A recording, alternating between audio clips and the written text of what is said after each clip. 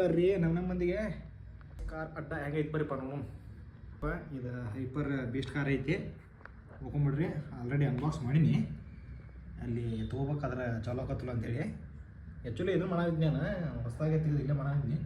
ಏನು ಮಾಡೋದು, ವರ್ಕ್ ಆಗಲಿ ಅದನ್ನು ಮತ್ತೆ ಕೊಟ್ಟು ದುಡ್ಡೆಲ್ಲ ವೇಸ್ಟ್ ಆಗತ್ತಲ್ಪ. ಅದ್ರ ಸಂಬಂಧ ಅಲ್ಲೇ ನೋಡ್ಕೊಂಬಂದೇ ಇಲ್ಲಿ ಬಂದು ವಿಡಿಯೋ ಮಾಡಾಕ್ತ ನೋಡ್ರಪ್ಪ. ಬೀಸ್ಟ್ ಕಾರ್ ಹೆಂಗೆ ವರ್ಕ್ ಆಕತ್ತಂತ ಇದು ಕೊಟ್ಟಿರ್ತಾರಲ್ಲ, ನೋಡೋಣ ತಡ್ರಿಪ್ಪ ಹೆಂಗೆ ವರ್ಕ್ ಆಕತಿ ನೋಡೋಣ. ಇಲ್ಲೇ ಬಾಕ್ಸ್ನ ಕಾಣತ್ತಲ್ಲ ಈ ಕಾರ್ ಇದೆ.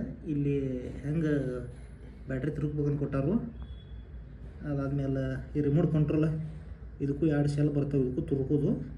ಆಮೇಲೆ ದೊಡ್ಡ ಕಾರಿಗೆ ಒಂದು ಏನು ಕಾಣತ್ತಿಲ್ಲ ಇಲ್ಲಿ ಒಳಗೆ ಹಿಂದೆ ಕಾರಿಂದ ಓಪನ್ ಮಾಡಿ ಇದಕ್ಕೆ ಶೆಲ್ ಹಾಕೋದಿರ್ತೈತಿ.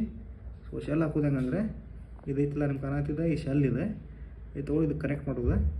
ಆಮೇಲೆ ನಮ್ಮ ಕಾರ್ ಓಡ್ಸಕ್ಕೆ ಸ್ಟಾರ್ಟಪ್ಪ. ದುಡ್ಡೇ ತಂದೀನಿ, ನಾನು ಬ್ರೇಕ್ನಾಗ ರೊಕ್ಕ ಬರ್ತದೆ ಈ ಕಾರ್ನ.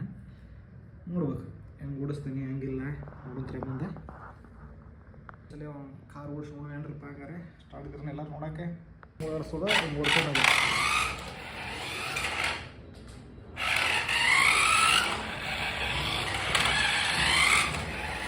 ಮಸ್ತ್ ಓಡಾಡತ್ತೆ.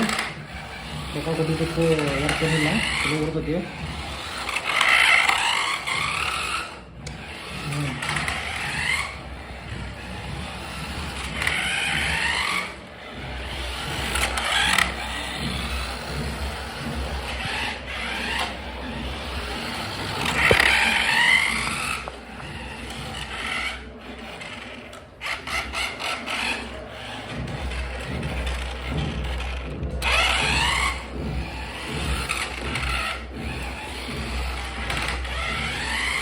ಅಡ್ಡಿಲ್ಲ, ರೇಟೇನಿಲ್ಲ, ಮಸ್ತ್ ಓದಿರ್ತ ಕಾರ್ ಅಂತ್ರಿ.